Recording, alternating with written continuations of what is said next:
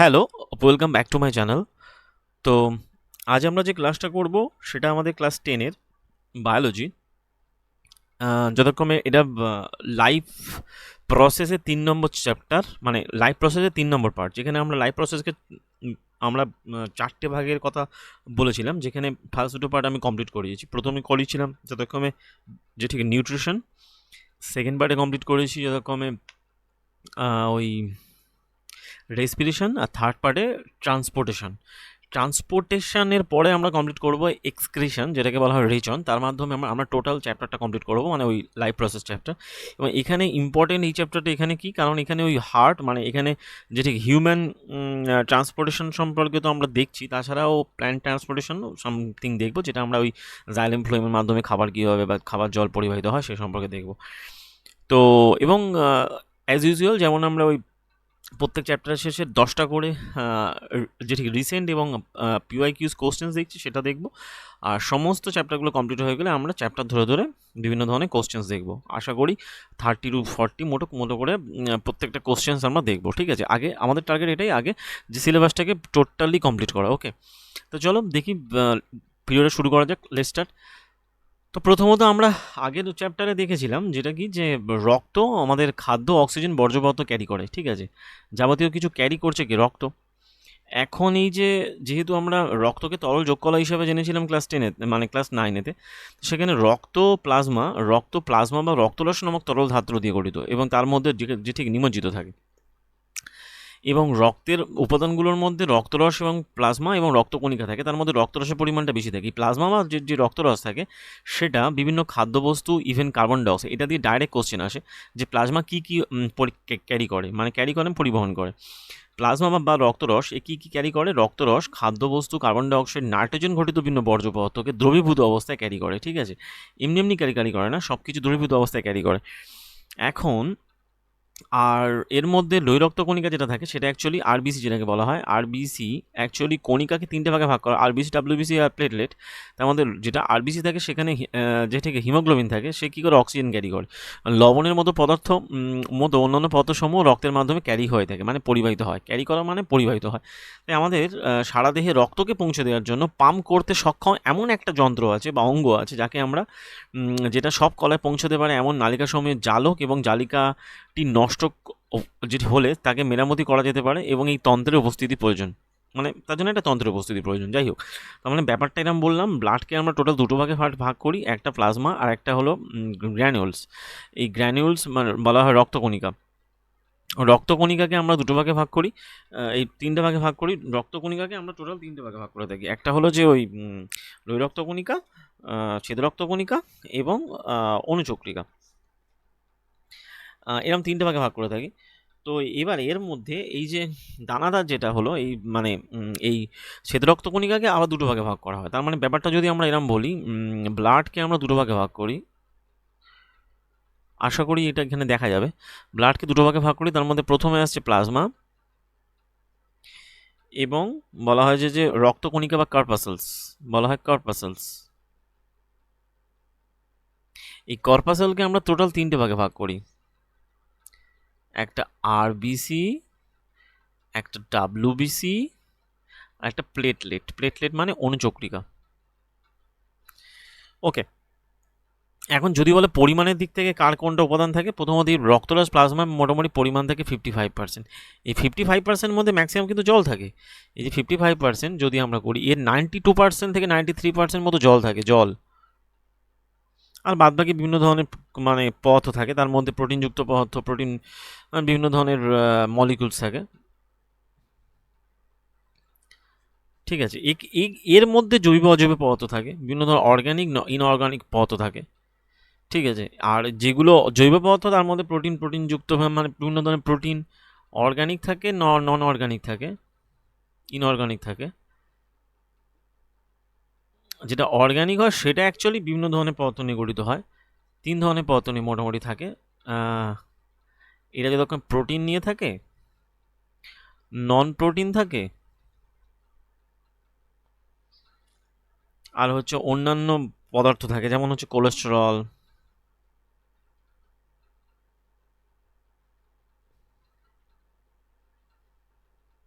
Kind of hormones, bilirubin, biliverdin, যেগুলো হয় আর কি থাকে। আর এখানে ডাব্লিউবিসিকে আমরা দুটো ভাগে ভাগ করি, একটা গ্র্যানুলোসাইট মানে একটা দানাদার, একটা অ্যাগ্রানুলোসাইট। এই গ্রানুলোসাইট যেটা হয়, গ্রানুলোসাইটের মধ্যে তিনটে পড়ে। গ্রানুলোসাইট যেটা হয় মানে যেটাকে বলা হয় যে দানাদার ডাব্লিউবিসি যদি বলি আমরা, এটা তিনটে উপাদান নিয়ে গঠিত। সেটা হলো নিউট্রোফিল, ইউসিনোফিল এবং বেসোফিল। সবকটা ফিল থাকে এখানে, ইওসিনোফিল,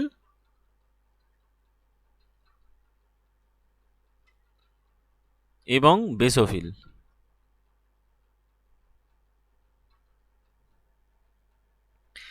আর যেটা অ্যাগ্রানুলোসাইট, যেটা অদানাদার দুটো হয়, মোনোসাইট আর লিম্ফোসাইট।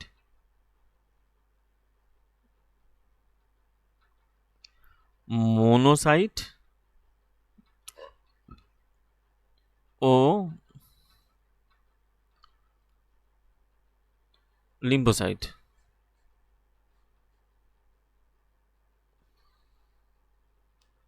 তার মানে আমরা এখান থেকে যে স্ট্রাকচারটা দেখলাম, এখান থেকে একটা কথা যে জানতে চাইছিলাম, যেটা হচ্ছে প্লাজমা থেকে আমরা এই ব্যাপারটাকে এক্সপ্লেন করলাম। কারণ যেহেতু এই চ্যাপ্টারটা আমাদেরকে লং ওয়েতে পড়তে হবে, সুতরাং সেটাকে আমরা একটু যদি ডিপে গিয়ে না জানি, তাহলে যদি উপর থেকে পড়ি তাহলে সমস্যা হয়ে যাবে।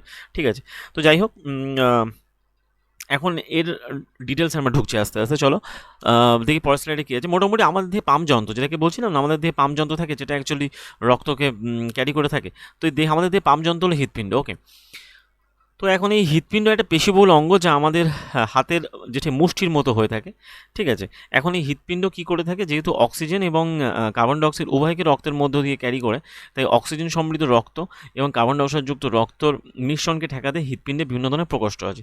যেহেতু আমাদের হৃৎপিণ্ডে বিভিন্ন প্রকোষ্ঠ আছে, তাই কিন্তু ওই মাছ বা এদের জাতীয় মানে যারা অপেক্ষাকৃত নিম্নতর প্রাণীদের ক্ষেত্রে কিন্তু সেই প্রকোষ্ঠ থাকে না। সেই জন্য ওদের এই যে অক্সিজেনযুক্ত রক্ত, oxygenated blood and deoxygenated blood একসাথে ক্যারি করে ওরা।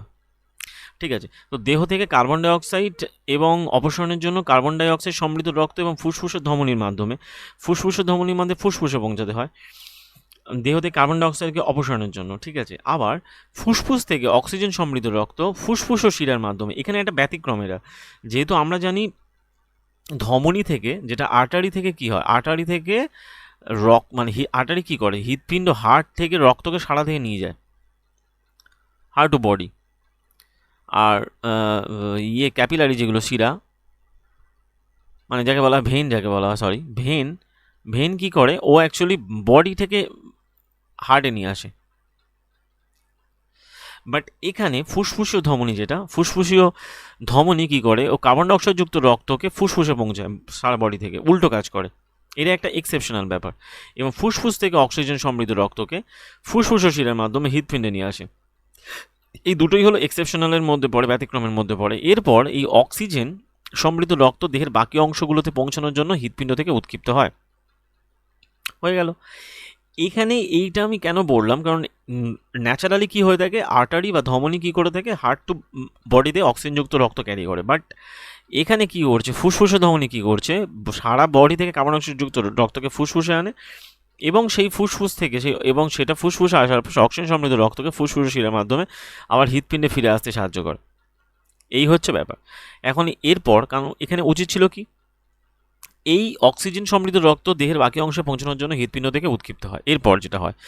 এরপর যেটা হয়ে থাকে সেটা কি, যে আমরা এই পদ্ধতিটা ধাপে ধাপে যদি অনুসরণ করি, তখন দেখব, এই যে বলছিলাম, এটা হার্ট, এটা মহাশিরা। হার্টের স্ট্রাকচার আমরা দেখেছি। এখান থেকে এই মহাশিরা থেকে রক্ত, এই মহাধমনী দেহের অভিমুখে যাচ্ছে লাল, যেটা, আর শিরা থেকে রক্ত অ্যাকচুয়ালি বডি থেকে চলে আসে হৃৎপিণ্ডে। নীলটা হলো হয় কার্বন ডাইঅক্সাইডযুক্ত রক্ত, আর মানে রেডটা হলো অক্সিজেনযুক্ত রক্ত। তো এখানে যদি দেখা যায় ফুসফুস থেকে অক্সিজেন সমৃদ্ধ রক্ত হৃৎপিণ্ডের বাম প্রান্তের পাতলা প্রাচীর বিশিষ্ট ঊর্ধ্বপ্রকোষ্ঠে এবং বাম অলিন্দে প্রবেশ করে। ঠিক আছে, টোটালি বাম দিকে প্রবেশ করছে, মানে তার মানে ব্যাপারটা বলছে ফুসফুস থেকে অক্সিজেন সমৃদ্ধ রক্ত, এই ফুসফুস থেকে অক্সিজেন সমৃদ্ধ রক্ত যথাক্রমে হৃৎপিণ্ডের বাম প্রান্তের পাতলা প্রাচীর বিশিষ্ট ঊর্ধ্বপ্রকোষ্ঠে এবং বাম অলিন্দে প্রবেশ করে। অলিন্দগুলো থাকে উপরে আর নীলাগুলো থাকে তলায়। তো এখন এই যে রক্ত যখন সংগ্রহ হয়, সংগ্রহকালে বাম অলিন্দটা শিথিল হয়, মানে একদম শিথিল অবস্থায় থাকে, মানে কারণ ও সংকুচিত অবস্থায় থাকে, ঠিক আছে। তারপর যখন মানে শিথিল মানে একদম নর্মাল অবস্থা, কোনো সংকোচন নয়, জাস্ট যে ঠিক রিল্যাক্স মোডে থাকে, সেটাকে বলা হয় শিথিল মোডে থাকে। কে থাকে? বাম অলিন্দটা যখন রক্ত সংগ্রহ করে। তারপর যখন তার সংকোচন ঘটে, সেই সময় পরবর্তী প্রকোষ্ঠ তো বাম নিলয়, মানে উপরে আছে অলিন্দ আর তলায় আছে নিলয়, তাহলে ওই যখন সংকোচন ঘটে তখন অলিন্দ থেকে রক্তটা নিলয়ে যায়, বাম পরবর্তী অর্থাৎ বাম নিলয় শিথিল অবস্থায় থাকে, যাতে এই প্রকোষ্ঠে রক্ত স্থানান্তরিত হতে পারে।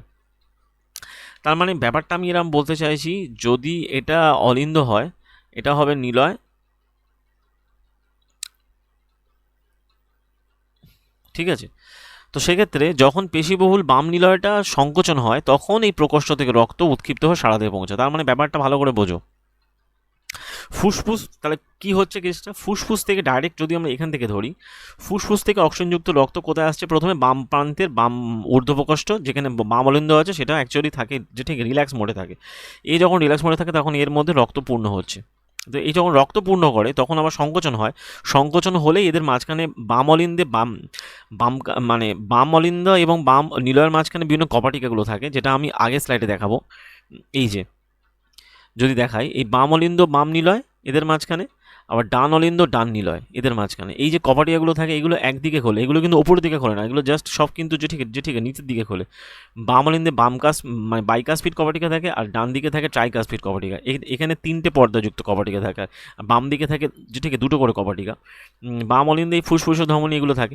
তো এই ফুসফুস শিরা থেকে রক্তগুলো যখন এখানে আসে, মানে ফুসফুস শিরা থেকে সারা দিকে থেকে অক্সিজেন রক্ত বাম অলিন্দে প্রবেশ করে, তখন এটা কি হয়, তখন মানে ঠিক আছে, তখন যখন এর মধ্যে ভর্তি হয় তখন এটা রিল্যাক্স মোডে থাকে। যখন এটা ভর্তি হয়ে যায় তখন এই সংকোচন ঘটে এর মধ্যে রক্ত চলে আসে।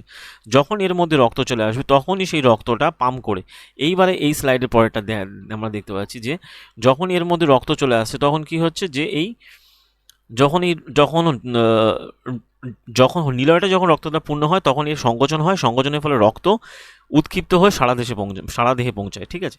এবং দেহ থেকে অক্সিজেনবিহীন রক্তগুলো হৃৎপিণ্ডের ডান দিকে চলে আসে। এই যে ডান দিকটা চলে আসে এবং ডান অলিন্দে আসে, একইভাবে ডান অলিন্দে আসে, এবং এই প্রকোষ্ঠটা যে ঠিক শিথিল থাকে। ডান অলিন্দ যখন ভরে যায় তখন ডান অলিন্দে সংকোচন ঘটে, সংকোচন ঘটলে এর যেটা নিম্ন প্রকোষ্ঠ থাকে, যেটা অ্যাকচুয়ালি এই যেটা ট্রাইকাসপিড কপাটিকা থাকে, এখানে থাকে ট্রাইকাসপিড, আর এখানে থাকে বাইকাসপিড কপাটিকা। তো এখানে ট্রাইকাসপিড কপাটিকা যেটি খুলে যায়, অলিন্দ থেকে নিলয়ের রক্ত স্থানান্তরিত হয়, নিলয় এরপর রক্তের সাথে অক্সিজেনের সংযুক্তি ঘটানোর জন্য একে পাম্প করে ফুসফুসে পাঠায়। এই নিলয়ে এই রক্ত এখান থেকে পাম্প করে এখান থেকে ফুসফুসে পাঠায়। এখানে একটা কপাটিকা আছে, এবং এই নিলয় অলিন্দ এই যাকে বলা ফুসফুসে কপাটিকা, সেই এবং এই ফুসফুসে যখন পাঠায়, এবং যেহেতু নিলয়কে দেহের বিভিন্ন অঙ্গে রক্ত পাম্প করে পাঠাতে হয়, তাই অলিন্দের তুলনায় এদের পেশির যেটা থাকে, নিলয়ের পেশির কিন্তু অনেকটা বেশি পরিমাণে হয়, মানে পুরু হয়ে থাকে। নিলয়ের যে পেশিটা থাকে সেটা কিন্তু অনেক বেশি পরিমাণে পুরু হয়ে থাকে, এবং সেই জন্য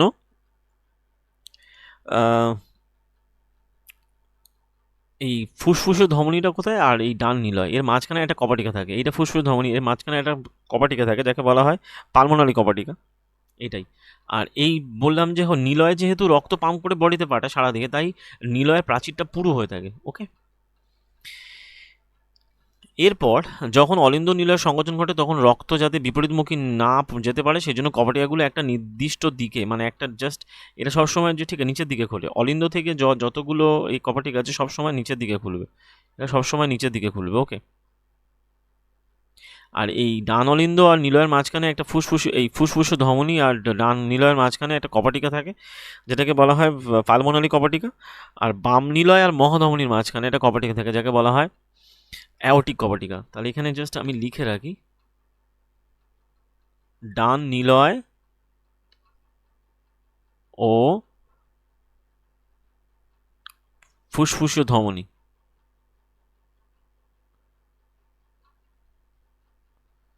ধমনীর এর মাঝে কপাটিকাকে বলা হয় পালমোনারি কপাটিকা।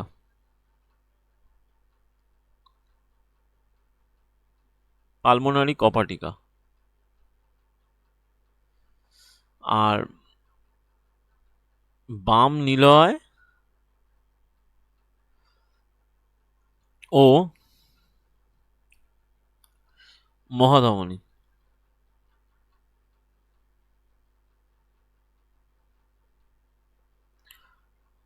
মাঝখানে থাকে অ্যাওর্টিক কভার্টিকা।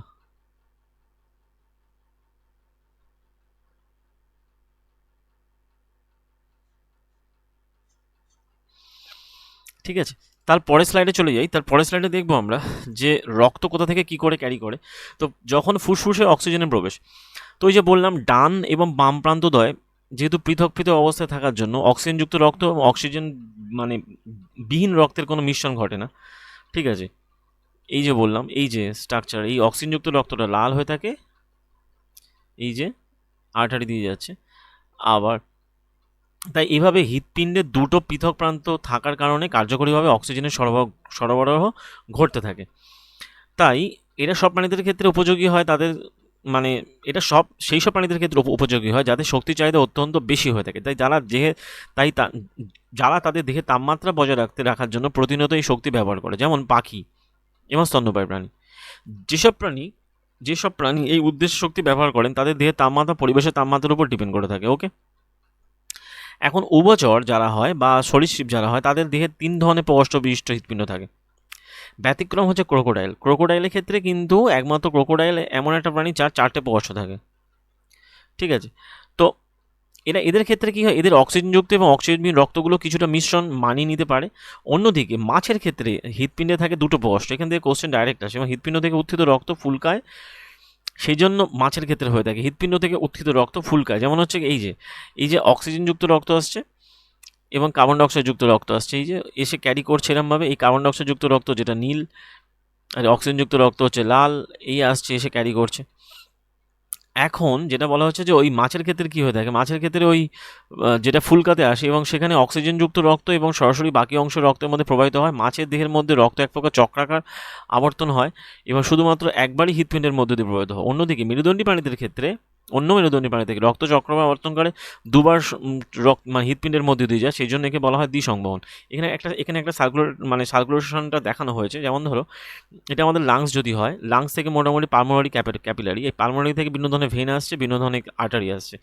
আর তো ওই ভেন আর আর্টারি ব্যাখ্যা তো তোমরা জানোই যে মোটামুটি ওটা আর কি বলবো। আর্টারি ক্ষেত্রে হার্ট থেকে রক্ত বডিতে যায়, হার্ট টু বডি। ভেনের ক্ষেত্রে বডি টু হার্ট।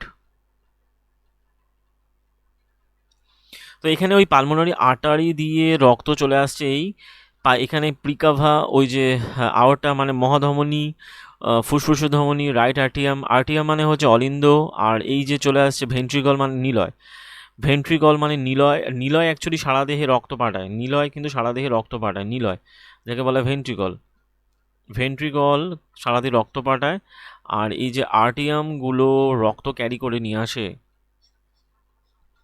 এর মধ্যে যখনই পূর্ণ হয় তখনই এগুলো এন্ট্রি হয়, তারপরে এর মধ্যে থেকে মানে অলিন্দ পূর্ণ হওয়ার পর সেগুলো চলে আসে যেটি নিলয় পাম্প করে রক্ত সারা দেহে পাঠায়। ওকে, তো আশা করি এখান থেকে কনসেপ্ট ক্লিয়ার হয়েছে। এরপরে যেটা আমরা দেখবো যে ওই রক্তের বিভিন্ন যে নালিকাগুলো থাকে যাকে টিউবসগুলো বলা হয়। ধমনী যেটা বললাম, ওই যে ধমনী কথা বলছিলাম, ধমনী বা ভেন, ধমনী বা আর্টারি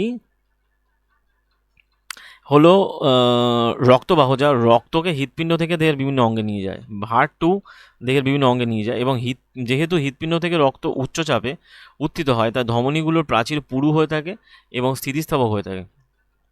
তা যেহেতু হৃৎপিণ্ড থেকে রক্ত উচ্চচাপে উত্থিত হয়, উপরের দিকে, তাই ধমনী প্রাচীরটা পুরু হয় এবং স্থিতিস্থাপক হয়।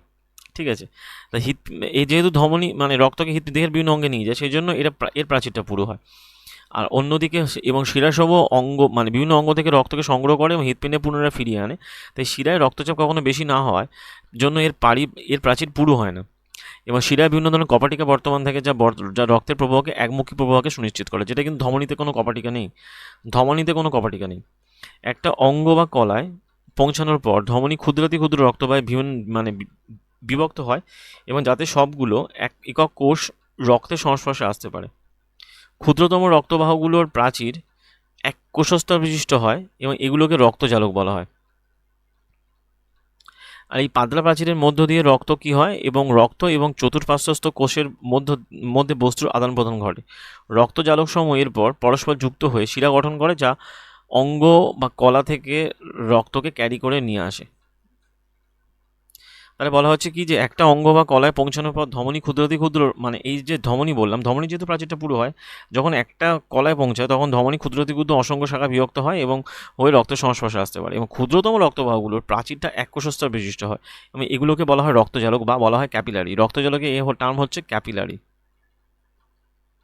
এই যে ক্যাপিলারিকে দেখানো হয়েছে, এবং এই পাতলা প্রাচীরের মধ্য দিয়েই রক্ত এবং চতুষ্পার্শ্বস্থ কোষের মধ্যে বস্তুর আদান প্রদান ঘটে। এই যে ক্যাপিলারি, এর মধ্য দিয়েই আদান প্রদান ঘটে এবং রক্তজালক সমূহ এই যে ক্যাপিলারিগুলো পরস্পর যুক্ত হয়ে শিরা গঠন করে, যা অঙ্গ বা কলা থেকে রক্তকে বহন করে নিয়ে আসে। তার মানে অ্যাকচুয়ালি বলতে গেলে ধমনী অ্যাকচুয়ালি ছোটো ছোটো শাখায় বিভক্ত হয়, হয়ে রক্তজালক গঠন করে, সেই রক্তজালক আবার তৈরি করে শিরা। ঠিক আছে, তার মানে artery to capillary to vein. Okay, concept clear আশা করি। তারপরে স্লাইডে যাব আমরা। পরের স্লাইডে দেখব যে রক্তের মানে মেরামতির কাজে বিভিন্ন অনুচক্রিকা। তো মেনটেন্যান্স অফ প্লেটলেট, তো এখানে প্লেটলেটে কীভাবে কাজ করে থাকে মোটামুটি যে ইয়ে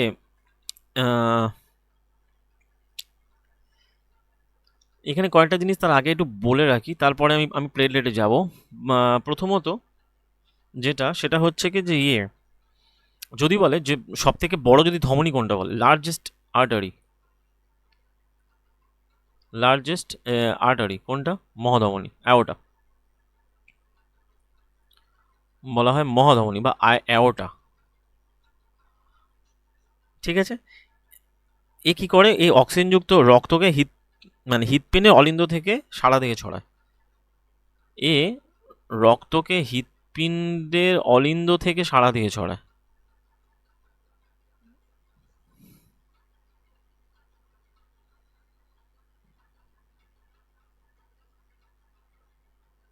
সারা দেহে ছড়ায়। ঠিক আছে, যাই হোক। আর মোটামুটি এটা এই কনসেপ্টটা ক্লিয়ার হলো। এরপরে যেটা আমরা ওই যে বিভিন্ন ওই আর্টারিগুলোকে দেখছি, এই মানে ওই যে রক্তজালকগুলো থেকে কী করে শিরা তৈরি হয় সেটা দেখলাম। ঠিক আছে, যাই হোক, তার পরের স্লাইডে চলে যায়। সেটা হচ্ছে কি আমাদের যে বিভিন্ন মেরামতির কাজে যে সাহায্য করে থাকে, মেরামতির কাজে যে হৃৎপিণ্ডে সাহায্য করে থাকে, বলা হয় যে অনুচক্রিকা।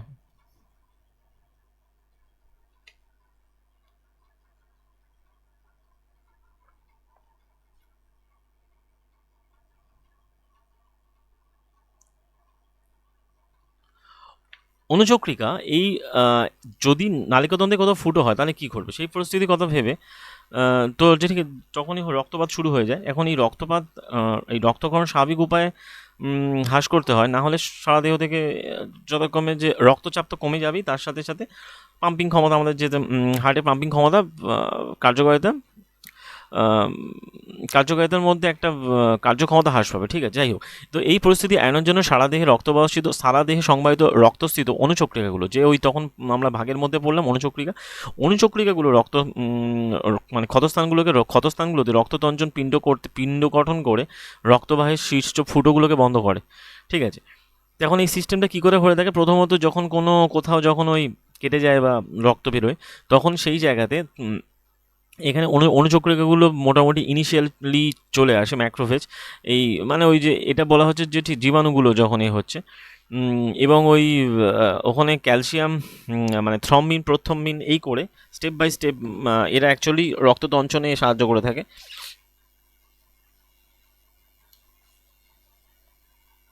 রক্ততঞ্চনে সাহায্যকারী যে ঠিক প্রোটিনগুলোর মধ্যে কী কী রয়েছে, প্রথমত ওই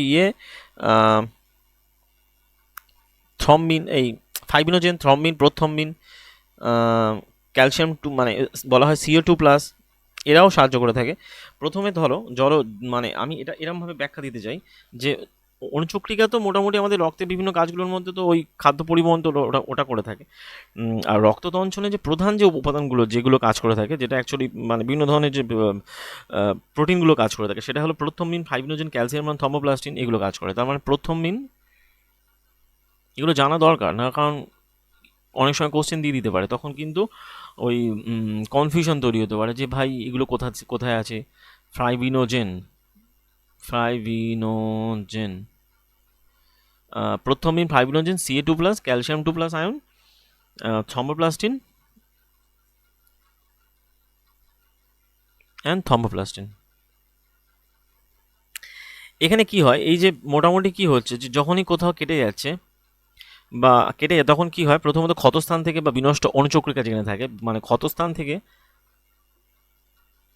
ক্ষতস্থানে প্রথমে কাজ করে কে, থ্রম্বোকাইনেজ বলে এক ধরনের এনজাইম কাজ করে, থ্রম্বোকাইনেজ। ঠিক আছে, থ্রম্বোকাইনেজ এনজাইম যখন কাজ করে, থ্রম্বোকাইনেজ এনজাইম কাজ করে রক্তরসের যে থাকে এই যে রক্তরসের মধ্যে, তখন ওই বলছিলাম না প্লাজমার মধ্যে বিভিন্ন ধরনের প্রোটিন থাকে, প্রোটিন অন এবং নন প্রোটিন, ওই প্রথমিন, ফাইব্রিনোজেন, এইসব প্রোটিন থাকে প্লাজমার মধ্যে। এখন ওই মানে ক্ষতস্থান থেকে মোটামুটি থ্রম্বোকাইনেজ কাজ করলো। থ্রম্বোকাইনেজ এবার কী করে, ওই প্রথমিন এ কাজ করছে, যতক্ষণে থ্রম্বোকাইনেজ কাজ করবে কোথায়, প্রথমিন আর ক্যালসিয়াম 2+, এদের উপর কাজ করবে, কাজ করে এর থেকে তৈরি করবে যতক্ষণে থ্রম্বিন।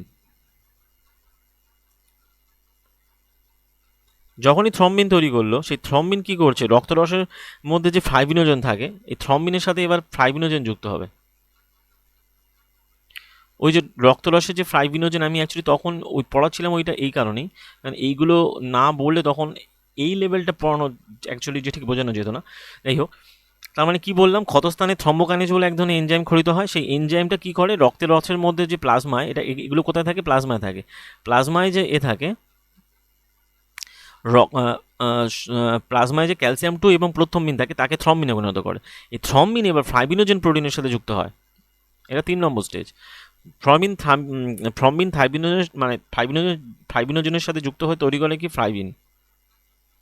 ফ্লাইবিন এক ধরনের রক্তচালক তৈরি করে, এবং ফ্লাইবিন মোটামুটি ওই রক্তটাকে বাঁধাতে সাহায্য করে, মানে রক্তকে মোটামুটি জমাট বাঁধতে সাহায্য করে। এখন এই যে টোটাল প্রসেসটা হতে কত সময় নেয়, 3 থেকে 7 মিনিট সময় নিয়ে থাকে। ঠিক আছে, এখন যদি বলে যে আমাদের রক্তে তাহলে মানে রক্ত যেটা অ্যাকচুয়ালি কালেক্ট করা হয়, যাকে বলে ব্লাড ব্যাংকে যে রক্ত স্টোর করা হয়, সেই রক্তগুলো তাহলে জমে না কেন, সেখানে কি থাকে, যেহেতু আমাদের বডির মধ্যে যদি বডির মধ্যে থাকে এক ধরনের হেপারিন, আমাদের বডির মধ্যে হেপারিন থাকে, যেটা বলা হয় যে রক্তে হেপারিন নামক মানে রক্ততঞ্চক থাকার জন্য রক্তবাহের মধ্যে রক্ত তঞ্চিত হয় না। কিন্তু ব্লাড ব্যাংকে ওখানে কি হয়, ওখানে সোডিয়াম, বলা হয় যে সোডিয়াম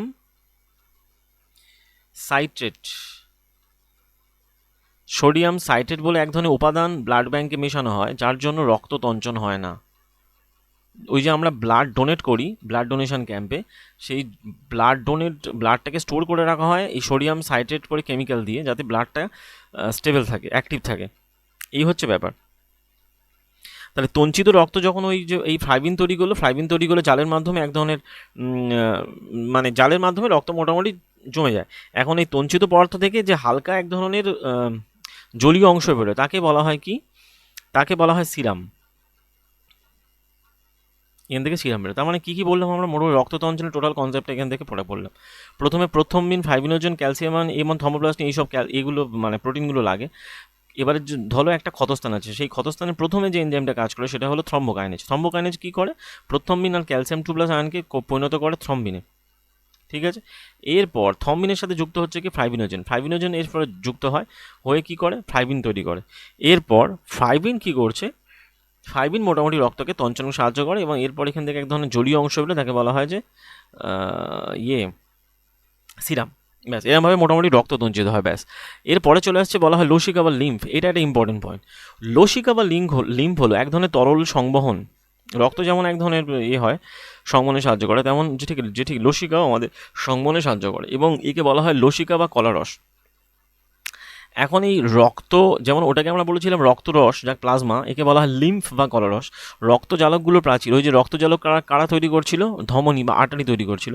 রক্তজালকের প্রাচীরে উপস্থিত ছিদ্রগুলোর সাহায্যে কিছু পরিমাণ রক্তরস মানে প্লাজমা, প্রোটিন এবং রক্ত কোষগুলো রক্ত থেকে মুক্ত হয়ে কলায় আন্তঃকোষীয় স্থানে বেরিয়ে আসে, মানে যে ইন্টারস্পেসগুলো থাকে সেখানে থাকে, এবং একেই বলা হয় লসিকা বা কলরস। তার মানে এর মধ্যে কী কী থাকে, এর মধ্যে প্লাজমা থাকে। তার মানে যদি বলে লিম্ফের মধ্যে কি থাকে, লিম্ফের মধ্যে থাকে প্লাজমা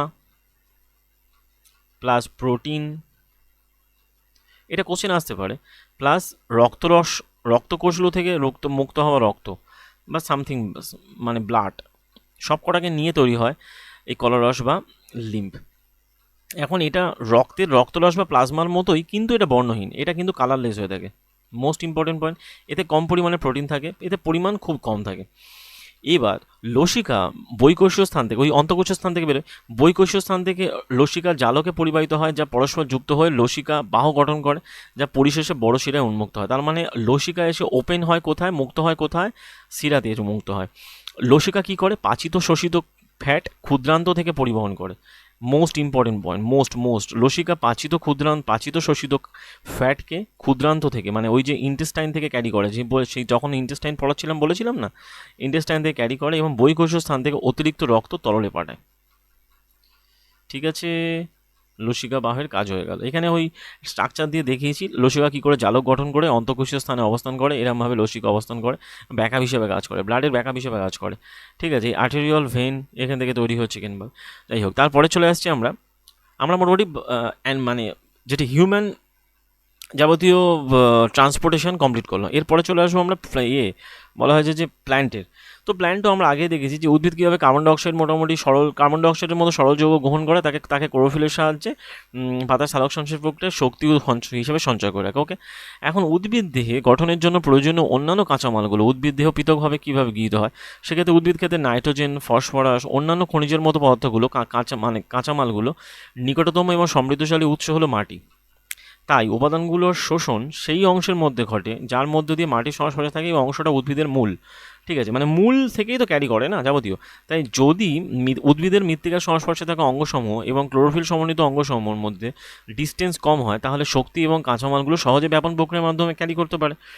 কিন্তু উদ্ভিদের নকশাটা এমন হয় যাতে এদের মধ্যে ঠিক আছে দূরত্ব বেশি হয়, ব্যাপন প্রক্রিয়া দ্বারা পর্যাপ্ত পরিমাণে পাতার যোগান দেওয়া মূলে শক্তি সরবরাহ করা সম্ভব হয় না। ঠিক আছে, সেই জন্য ওদের একটা সংবহনতন্ত্র থাকে, মানে ওদেরও একটা সংবহনতন্ত্র থাকে, যেটা অ্যাকচুয়ালি উদ্ভিদের সংবহনতন্ত্র শক্তির চাহিদা অনুযায়ী ভিন্ন ভিন্ন হয়। যেমন যেহেতু উদ্ভিদে স্থান পরিবর্তন করে না, তাই উদ্ভিদ দেহে বহু কলায় প্রচুর পরিমাণে মৃতকোষ থাকে। ওই যে বলেছিলাম ভ্যাকুয়ালস, প্রচুর পরিমাণ ভ্যাকুয়াস থাকে, এবং তার জন্য কী হয়, উদ্ভিদের ম্যাক্সিমাম মানে এদের শক্তি চাহিদাটা কম। এটা দিয়ে একটা ডাইরেক্ট কোশ্চেন এসেছিল, ভ্যাকুয়াল থাকার জন্য শক্তি চাহিদা কম হয়। এরা অপেক্ষাকৃত ধীরগতিতে পরিবহনতন্ত্র এদের ব্যবহার করতে পারে, এবং পরিবহনতন্ত্রকে যে দূরত্বে খাদ্য বা জল পরিবহন করতে হয়, সুউচ্চ বৃক্ষের মতো উদ্ভিদে সেই দূরত্বটা অনেক বেশি হয়ে থাকে। উদ্ভিদের ক্ষেত্রে অনেকটা, যারা অ্যাকচুয়ালি ধরো অনেক লম্বা লম্বা যে গাছগুলো হয়, নারকেল গাছ, সুপারি গাছ, বা আরও বড় বড় যে গাছগুলো হয় যেগুলো পাহাড়ে দেখতে পাওয়া যায়, সেটা অনেক লম্বা লম্বা গাছ হয়। সেক্ষেত্রে এই যে ওদের যে খাবার পৌঁছানোর জন্য ওদের তো ক্যারি করতে হয়, সেটা ক্যারি করতে অনেকটা বেশি ডিস্টেন্স কভার করতে হয়। যাই হোক, যেমন তাই উদ্ভিদ দেহে সংবহনতন্ত্রগুলো পাতা থেকে সঞ্চিত খাদ্যকে এবং মূল থেকে কাঁচামালগুলোকে ক্যারি করে। ঠিক আছে, এবং তাই উদ্ভিদ দেহে পরিবহন দুটো পথ স্বাধীনভাবে সংগঠিত সংবাহন নালিকা রূপে থাকে। একটা হলো জাইলেম, যেটা মাটি থেকে জল ক্যারি করে আর খনিজ লবণ পরিবহন করে। অপরটা হলো ফ্লোয়েম কী করে, সালোক সংশ্লেষ উৎপন্ন পাতাকে খাদ্যকে মোটামুটি বিভিন্ন স্থানে ক্যারি করে নিয়ে যায়। যেটা হয়, জাইলেম অ্যাকচুয়ালি কী করে, জাইলেম হচ্ছে জল, আর ফ্লোয়েম হচ্ছে ফুড।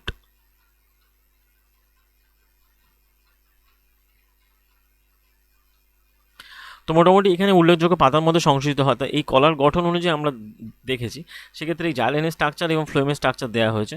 ঠিক আছে, এরা বিভিন্নভাবে স্টেপ বাই স্টেপ এরা ক্যারি করে নিয়ে যায়। ওপরের দিকে জল ক্যারি করে, আর এইদিকে ফ্লোয়েম ক্যারি করে। যাই হোক, তো এবারে চলে আসছি আমরা পরের স্লাইডে, যেখানে দেখবো জল সংবহন কী হয়। জাইলেম কলায় প্রথমত কলায় মূল কাণ্ড এবং পাতায় বাহিকা ট্রাকিটগুলো পরস্পর সংযুক্ত হয়ে এক ধরনের জল সংবহনকারী নালী গঠন করে। এই নালীগুলো উদ্ভিদ দিয়ে সর্বত্র পৌঁছায়। এখন মাটির সংস্পর্শে থাকা মূলের কোষগুলো মাটি থেকে সক্রিয়ভাবে আয়রন সংগ্রহ করে, তাই এর ফলে মূল এবং মাটির মধ্যেকার আয়নগুলোর এক ধরনের ঘনত্বের পার্থক্য সৃষ্টি হয়। এবং এই পার্থক্যটা যে যখন দূর করবে, তার জন্য জল মূলের ভেতর প্রবেশ করে। তার মানে কি ব্যাপারটা হয়ে যাচ্ছে, ব্যাপারটা এরা হলো মাটির সংস্পর্শে থাকে যে মূলগুলো থাকে সেটা তারা মাটি থেকে সক্রিয়ভাবে আয়রন সংগ্রহ করে, ঠিক আছে, মানে আয়নগুলো সংগ্রহ করে অ্যাকচুয়ালি আয়ন। এর ফলে মূল ও মাটির মধ্যে যে এক ধরনের আয়নগুলোর মধ্যে অ্যাকচুয়ালি পার্থক্য, এটা আয়রন হবে না, এটা আয়ন হবে, ঠিক আছে। এই পার্থক্য দূর করার জন্য জল মূলের মধ্যে প্রবেশ করে এবং অর্থ হলো মূলের জাইলেম দ্বারা পর্যাপ্ত জল নিয়মিত পরিবহন ঘটে এবং পরিবহনের ফলে একটা জলস্তম্ভ সৃষ্টি হয়, যার জন্য জল ঊর্ধ্বমুখে ক্যারি করে।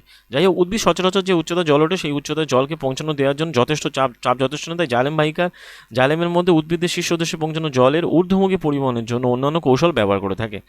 বিভিন্ন ধরনের টেকনিকের মাধ্যমে উদ্ভিদ কিন্তু যথেষ্ট টেকনিক্যাল, মানে অ্যাক্টিভ আর কি। যাই হোক, তো আমরা যেটা দেখেছি যে উদ্ভিদকে মোটামুটি লক্ষ্য রাখতে হবে যে উদ্ভিদ যাতে পর্যাপ্ত পরিমাণে জল পায় এবং পত্ররন্ধ্রের মধ্য দিয়ে সেই জল যেন জল বেরিয়ে যায়, তার সমপরিমাণ জল আবার জাইলেম বাহিকা থেকে পাতায় প্রবেশ করে। তো সেক্ষেত্রে বস্তুতপক্ষে আমরা কি দেখে থাকি, পাতার কোষগুলো জলের অণুর বাষ্পীভবনের টান সৃষ্টি করে, যা মূলের জাইলেম কোষ থেকে জলকে টেনে নিয়ে আসে, ঠিক আছে। এখন উদ্ভিদের বায়বীয় অংশগুলো থেকে জলীয় বাষ্পরূপে জল বেরিয়ে যাওয়াকেই বাষ্পমোচন বা ট্রান্সপিরেশন বলা হয়। এই বাষ্পমোচন মূল থেকে পাতায় জল এবং জলে দ্রবীভূত খনিজের ঊর্ধ্বমুখী পরিবহন সহায়তা করে থাকে। তাই বাষ্পমোচনে তাপমাত্রা নিয়ন্ত্রণে সহায়তা করে থাকে এবং রাত্রিবেলায় যে সমস্ত উদ্ভিদের উদ্ভিদের মূলজ জল চাপের অধিক এর মানে রাত্রিবেলায় এর প্রভাবটা খুবই গুরুত্বপূর্ণ। দিনের বেলা যখন পত্ররন্ধ্র খোলা থাকে, যখন ওই গার্ড সেলস যখন ওপেন থাকে, তখন কি হয়, জাইলেম বাহিকার মধ্য দিয়ে জলের বাষ্পমোচনে এক ধরনের প্রধান চালিকা শক্তি হয়ে ওঠে। এটাই তাহলে মোটামুটি এখান থেকে আমরা কী দেখলাম, যে ওই জল তো সমপরিমাণ জল যাতে পর্যাপ্ত পরিমাণ জল পায় সেটাও দেখতে হয়, তার সাথে উদ্ভিদের বায়বীয় অংশগুলো থেকে অতিরিক্ত জল বেরিয়ে যায়, ট্রান্সপিরেশন হয়।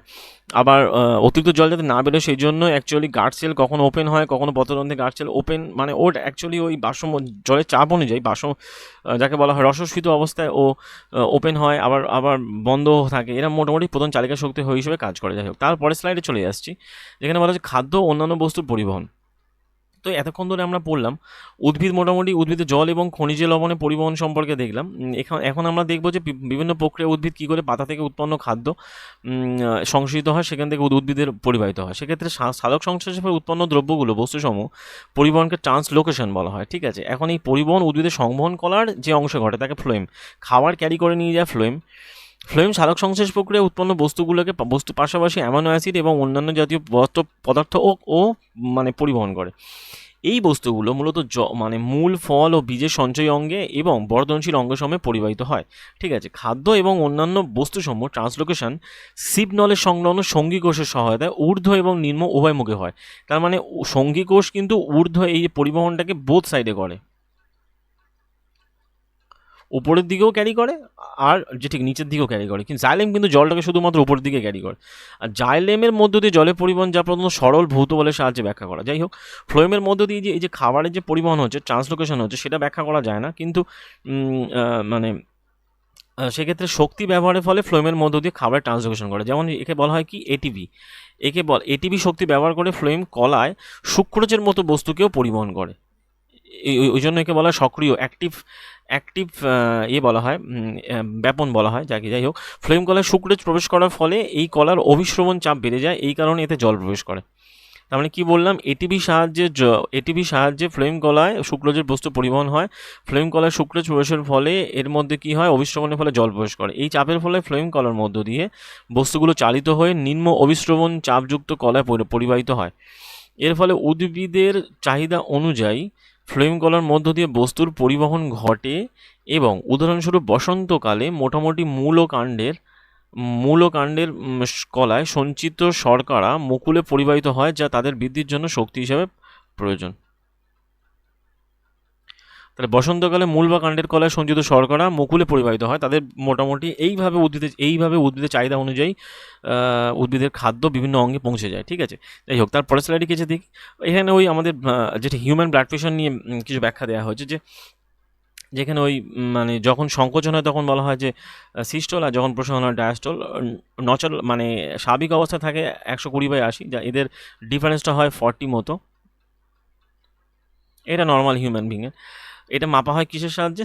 স্পিগমোম্যানোমিটারের সাহায্যে অ্যাকচুয়ালি মাপা হয়। উচ্চ রক্তচাপকে বলা হাইপার টেনশন। আবার ধমনির এটা ধমনির সংকোচনের কারণে সৃষ্টি হয়, রক্ত চলাচলের পরিমাণ বৃদ্ধি পায়। যেহেতু ধমনির ওই মানে হয়, ধমনিতে কোনো ক্যাপিলারি থাকে না, এটা আগেই বলেছি, এবং ধমনির প্রাচীরটা পুরো হয়, ধমনি ফেটেই অনেক সময় রক্তচাপের এতটা বেশি বেড়ে যায়, ধমনি ফেটে যায়, তখন অ্যাকচুয়ালি ওই স্ট্রোক বা হার্ট অ্যাটাক জাতীয় এরকম যেটাকে হতে পারে। যাই হোক, এর পরের স্লাইডে চলে যাবো, আমরা দেখবো কিছু কোশ্চেন্স যেখান থেকে শুরু হচ্ছে বিভিন্ন কোশ্চেন্সগুলো। চলো, তো বলা হচ্ছে যে প্রথম কোশ্চেন যেটা আরবি টেকনিশিয়ান টেক 3-তে এসছে, প্রথমত where does the oxygen rich blood from the lungs came in to the heart.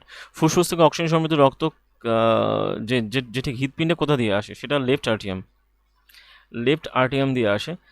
ফুসফুস থেকে অ্যাকচুয়ালি অক্সিজেনযুক্ত রক্ত হৃৎপিণ্ডে আসে, ঠিক আছে? কারণ এটা পালমোনারি আর্টারি দিয়ে নয়, লেফট ভেন্ট্রিকল দিয়ে নয়, প্রথমত উপরের দিকে আসবে। এই যে আমরা ওই যে চেম্বারটা পড়লাম, চেম্বারটাকে এই যে ভাগ করছিলাম, এগুলোকে বলা হয় যে আর্টিয়াম, লেফট আর রাইট, এটাকে বলা হয় ভেন্ট্রিকল,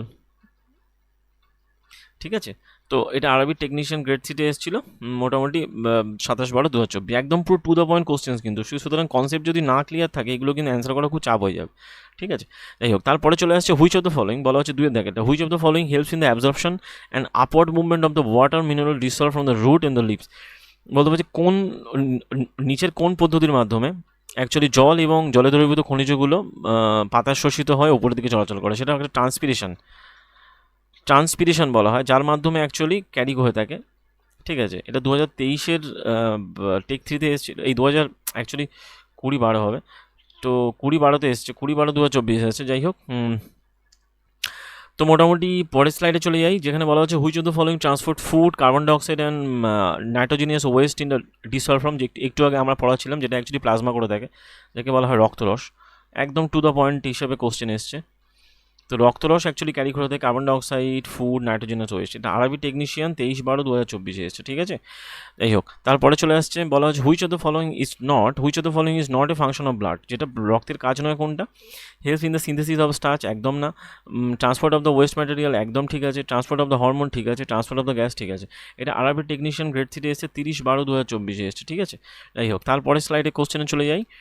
5 নম্বর বলা হচ্ছে ব্লাড, যেটা blood brings the carbon dioxide from the rest of the body for release into the, যে এটা কোথায়, মানে রক্ত শরীরের বাকি অংশ থেকে কার্বন ডাইঅক্সাইড ক্যারি করে নিয়ে আসে কোথায়? মুক্তির জন্য। সেটা অ্যাকচুয়ালি রক্ত ক্যারি করে, মানে সেটা মুক্ত করে কোথায়? অ্যালভিওলাই, ফুসফুসের মানে ফুসফুস বায়ুথলিতে করে, মুক্ত করে।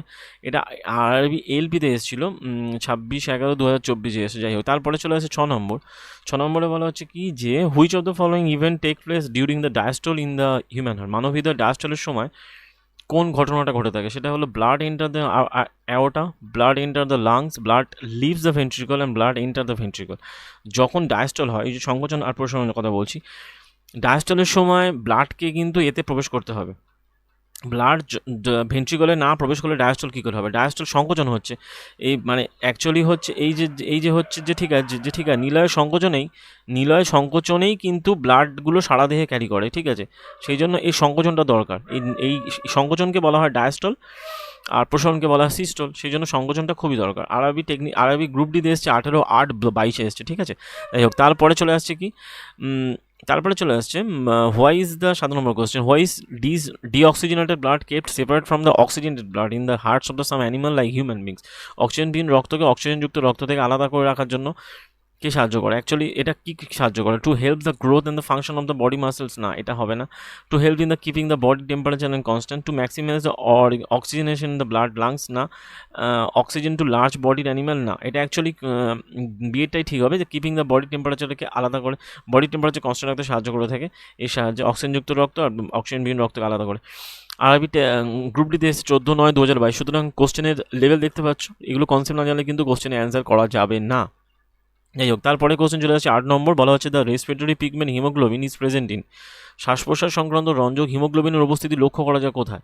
সেটা আরবিসিতে দেখতে পাওয়া যায়। আরবিসিতে অ্যাকচুয়ালি থাকে হিমোগ্লোবিন, যাকে বলে আরবিসি কতদিন বাঁচে? 120 দিন বাঁচে, 120 days বাঁচে। আরবি গ্রুপ ডিতে এসছে 11/10/2022। যাই হোক, তারপরে চলে আসছে কি, তারপরে চলে আসে 9 নম্বর কোশ্চেন, যেখানে বলা হচ্ছে কি which of the following is required for the formation of the human blood, মানব রক্ত গঠনের জন্য নিচে কোনটা প্রয়োজন? সেটা অবশ্যই আয়রন, যাকে বলা হয় আয়রন দরকার। এখন এই আয়রন অ্যাকচুয়ালি আরবি দরকার, বাদবাকি মোটামুটি আরবি গ্রুপটিতে এসে 10/11/10/2022 এসে, ঠিক আছে। দেখি তারপরে কোশ্চেন কী আছে। তারপরে কোশ্চেন হচ্ছে which blood group is referred as a universal donor. সবসময় জানবে ওকে বলা হয় ইউনিভার্সাল বলা হয়, ও দাতা, এবি গ্রহীতা হয়, এবি গ্রহীতা হয়। এটাও আরবি গ্রুপটিতে এসেছে, যথাক্রমে 30/8/2022 এসে। যাই হোক, মোটামুটি আমরা আমাদের কোশ্চেন্স কমপ্লিট করলাম, যেখানে 10টা কোশ্চেন কমপ্লিট করলাম, প্লাস এই ট্রান্সপোর্টেশন চ্যাপ্টারটা কমপ্লিট করলাম। আমি আশা করব তোমরা চ্যাপ্টারটাকে মানে যেটি বোঝার চেষ্টা করেছো, বা আমি হয়তো যেটি বোঝাতে পেরেছি। যদি কোনো এই চ্যাপ্টার সম্পর্কে যদি কোনো কোশ্চেন্স থাকে, বা যদি কোনো জিজ্ঞাসা থাকে, বা যদি কোনো কোয়ারি থাকে, তোমরা আমাকে করতে পারো, টেক্সট করে, মানে কমেন্টে জানাতে পারো। আর ভিডিও আশা করি ভালো লেগেছে। যদি ভিডিও ভালো লেগে থাকে লাইক করো, শেয়ার করো, এবং অবশ্যই চ্যানেলটাকে সাবস্ক্রাইব করো। এবং এর পরের চ্যাপ্টার এই পরের ভিডিওতে আমি এক্সক্রিশনটা মাধ্যমে টোটালি চ্যাপ্টারটা কমপ্লিট করব। আপাতত ভিডিও এই পর্যন্ত। যদি ভিডিও ভালো লেগে থাকে লাইক করো, শেয়ার করো, অবশ্যই সাবস্ক্রাইব করো চ্যানেলটাকে। দেখা হচ্ছে পরের ভিডিওতে। Thank you.